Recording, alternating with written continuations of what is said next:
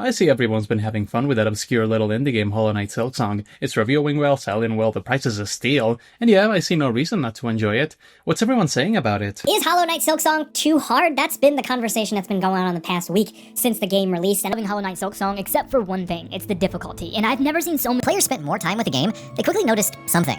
Everything hurts a lot. Some regular reviews because the difficulty of the game is harder than it should be. I think it's good that games are harder. It's too easy. Well, this sounds like an interesting topic. Difficulty. Is it necessary? Yes, sometimes. And accessibility. Is it good? Yes, always. But does it have anything to do with difficulty? No. Why do you play video games? Really, it's a very simple question. Aside from the entertainment factor, what do you seek? Relaxation, excitement, scares, storytelling, challenge, eye candy? There really is no wrong answer here. Two people can love the same game for entirely different reasons. And why do people love Hollow Knight? Well, it has incredible 2D artwork, amazing music, memorable characters, and a very intriguing world and story to hook you in. But the meat of the game is the mostly rock-solid gameplay, and the difficult but fair challenges you'll find along the way. From crawling your way up from the abyss to conquering the path of pain, Hollow Knight is in no short supply of challenge for you as a player to overcome. But what if you don't like the challenge? Then you play a different game. I've been playing Silksong lately, and I gotta say, I am more than satisfied with the result we got. It looks incredible, managing to look even more lively and detailed than Hollow Knight. Hornet is a fun protagonist. I love the side characters. Sherma, I will protect you with my life. And overall, exploring the kingdom of Farlum is a delight. You really get the feeling that there is danger at every corner, and you can't just waltz your way through it like you own the place. Even normal traversal requires some demanding platforming. You can easily die running back to a boss fight, and the game is tough, but fair. It punishes you for making the same mistake twice, and encourages you to use your head. Hollow Knight had a very immediately intuitive moveset. Attack down and he attacks directly down. Press the dash button and he dashes a bit to the side. Press jump twice and he jumps twice. But Silksong's base movement requires a lot more attention from you. You need to calculate the right angle to bounce off an enemy, and there are platforming sections where you need to chain these diagonal attacks many times in a row. How do I feel about this? Absolutely delighted. I love this less orthodox movement. The dash in this game might just be my favorite dash in any game. It's like a combination of the dive from Super Mario Sunshine and Metroid. Sure, you can just use it to dodge enemies in general platforming, but if you put in the effort to learn it, you can blast your way through the map with a grace Sonic the Hedgehog could only dream of. So yeah, I really like this game, and part of why this game is so good is the challenge. This is a game that needs to be difficult. If you didn't feel like you were in danger while traversing Farlum, you'd have no incentive to try and learn its mechanics. You can get really good at either quickly dispatching the enemies or avoiding them altogether. The enemies themselves are as much part of the level as the platforms are. You could even use them as platforms if you master the downwards attack. Because the more you learn the game, the easier it gets. Once you realize all bosses and enemies telegraph their attacks, you can prepare to counter them. And this is one of the most important takeaways from this conversation. Every game has a learning curve. Even an elite turbo gamer, like myself, will need some time to adjust to a game, and this is just part of the experience. But a game can be said to be more or less accessible based on how steep this learning curve is. One of the best examples everybody uses is Kirby. The learning curve of this game is as steep as a loaf of bread. You move, you jump, you suck. Takes 4 seconds to learn this. So we can say that in terms of its learning curve, this game is very accessible. But not all games are as simple as Kirby. So how do we teach the player to do all the actions we need them to do in a non-intrusive way? Well, that's a subject for another time, so let's rephrase it here. Silksong is actually a very accessible game when you get down to it. When you first start the game, you can move, jump, attack, and heal yourself once you get enough silk. That is very little information to retain, so for the first half hour of the game, you only really need to focus on exploring this fairly small area of the map and kill some early bosses. So only then do you get the map, which introduces a new mechanic half an hour into the game. And it gives you time to understand how it works until 5 minutes later when you get your first upgrade, and this is more or less the pacing of the game. It actually takes a good time to introduce new mechanics to you, so you should be pretty used to them by the time new ones are introduced. Compare this to a game that everybody sees as a synonym for difficulty in games, Dark Souls. In Dark Souls 1 you start with a dinky sword, and it's not until a few minutes later that you get proper equipment. Along the way there are markings on the floor that tell you how to perform basic actions, but once you finish the Asylum opening section of the game, it stops explaining anything to you. It is up to the player to figure out things like equip load, what the different attributes do, how to make a build, and there's some actions that the game just won't tell you how to do. like the running or rolling attacks. Even the magic spells just have text descriptions, and it's up to you to figure out how they work. Now, I am not saying this is a bad thing. Part of the appeal of Dark Souls is figuring out how everything works and feeling lost your first time around, because the game gets easier the more you learn it. But with this, we could say that Dark Souls isn't the most accessible game out there. But even then, if you experiment and test things out, you'll eventually get an intuitive knowledge of how this game works, and all these once complex mechanics will become second nature to you.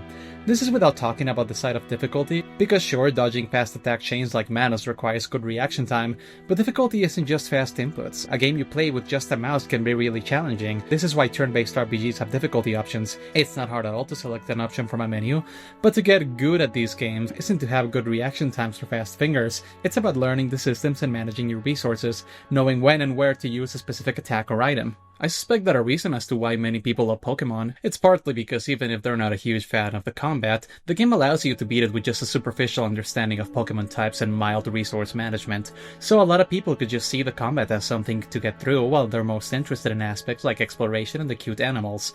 After all, these games have a lot more to offer than just fighting.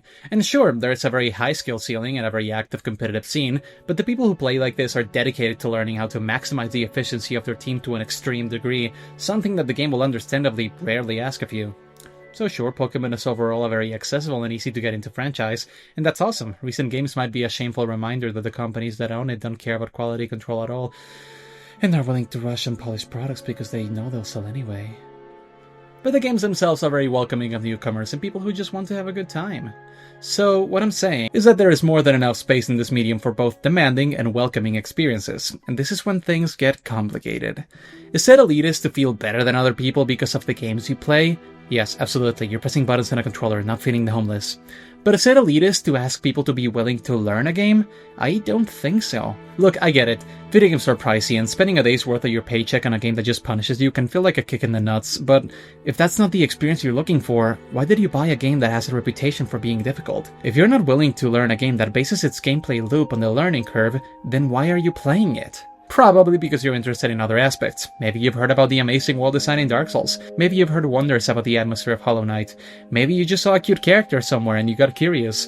And sure, there's no bad reason to get into a game. I don't subscribe to that weird gamer mentality of, I like this game, therefore I want nobody else to play it. Even if you're playing Silksong just because it's a hot new game, that's fine. You don't owe anybody any explanations. But at the same time, I don't think every piece of art needs to appeal to everyone. If you hate feeling scared, then stay away from horror games. Understand that the game is a full package, and if one of the aspects of it is enough to turn you away, then fair is fair. If playing the game is genuinely not fun or stressful for you, you have every right to stop and go play something else. Or even watch a playthrough if you want. I'm not your dad, you have free will. If the game offers an easy mode and you think that will be more fun for you, then go for it. When I played Baldur's Gate 3, I spent most of my time playing on hard mode, but after abandoning it for a year and coming back, I decided that I wanted to beat the game. But the battles were taking too long and I wanted to be able to move on to other things, so I switched to easy mode and beat the final stretch of the game like this. Because after not playing for so long, I don't know that I would have been willing to invest another 20 hours into it. Same reason as to why I did my second playthrough of Resident Evil 2 on easy mode. I had already beaten the game on hard mode, so I didn't feel the need to prove myself, and I had other things to do. So I just played Claire's campaign on easy mode, and I had a really good time. Don't feel like you have to prove anything to anybody. You can play games however you want. However, what if a game does not have these difficulty options? Video games are an artistic medium, and I personally believe that any game should only have what their creators wanted it to have. So why does Silksong not have an easy mode? Well, I am not part of Team Cherry, so this is mere speculation, but it's probably because they just didn't feel the need to add it. There might be multiple reasons as to why. Maybe because since they know discussion about it is so important to its sales, they want everybody to have the same experience and overcome the same obstacles, and not create a separation between the elite players and the peasants who play on easy. Another possible explanation as to why may be that the game is just built to be difficult. Even if the enemies did less damage, that wouldn't make the game easier, it would just make it more forgiving. And if you were able to just tank hit after hit and still beat the bosses, then what incentive do you have to use the tools you have at your disposal?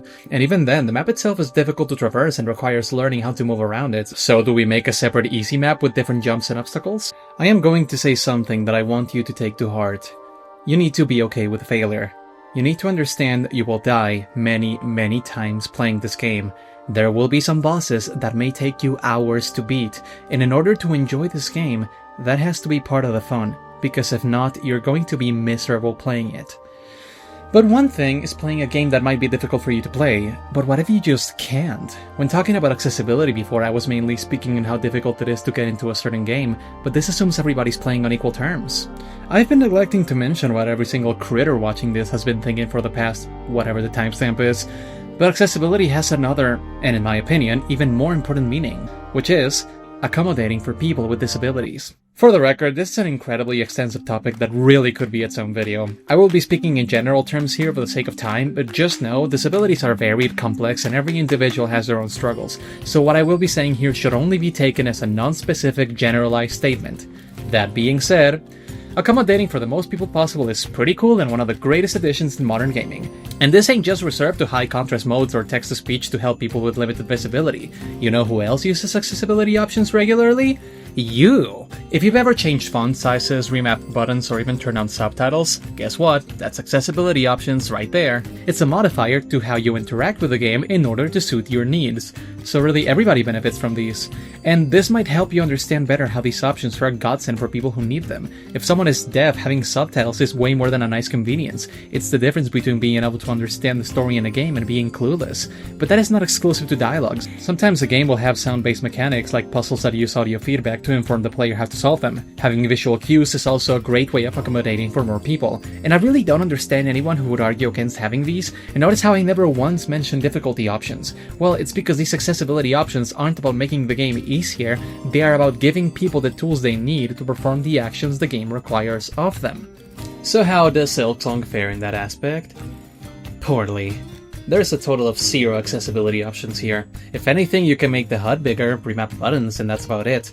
Granted, this ain't a game that's super complex to navigate, but there are elements of the world that you're meant to interact with and can fade into the background, which for an average player is fine since it just means you need to pay more attention, but for someone with a significant visual impairment, this might be a roadblock they might just not notice, so something like a high contrast mode could really be useful to have. There are also some times where the game gives out audio clues like hearing a nearby character before you see them, but if you have no hearing, this is useless to you. Closed captions could be a good solution here. These might seem to be cheats for you if you don't need them, but guess what? If you don't need them, you don't gotta use them. Minecraft's got captions and the world is still in one piece. But these are just some proposals as to how some aspects of this game could be seen as barrier to entry in a way that has absolutely nothing to do with the player's skill. And there are many ways that these barriers can be lifted for the people who face them. I don't claim to be an expert, and I'm not saying Team Cherry is a bunch of ableists because they didn't add these options. Making games takes a lot of time and effort, and sometimes a team just won't have the resources or time they need to properly add in options like these, but when official means fail, there is always modding the game to make it more accessible, or adaptive controllers that can help people with mobility issues, even though they are damn pricey. So what did we learn today, kids? Silksong is a phenomenally designed game that deserves every bit of praise it's getting, and the difficulty is an essential aspect of it. And if it's something you just can't deal with, you have every right to walk away. But not every game needs to be hard. If a game offers difficulty options, it's probably because the developers don't consider the difficulty to be an integral aspect of the experience, and that the game is carried by other elements. So feel free to play in game journalist mode if it makes it more enjoyable. And accessibility options are great. The more games that have them, the better, because it lets even more people enjoy this medium we all love. But remember, difficulty and accessibility are two different things.